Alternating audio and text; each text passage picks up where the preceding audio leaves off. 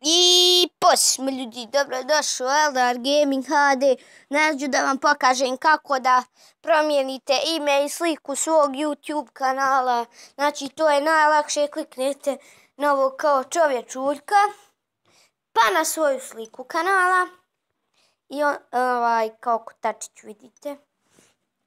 Onda ako hoćete sliku, kliknete na ovu sliku. Možete take a foto da sami sebe slikate, a i možete choose from photos i samo kliknete koju ćete sliku i izrežete. Znate li šta će izreti, ono kao da namestite kako ćete da izgleda. First name. Sad ću ja ukucati Eldar Gaming da vam pokažem da radi. Eldar Gaming i dole HD, ok, eto.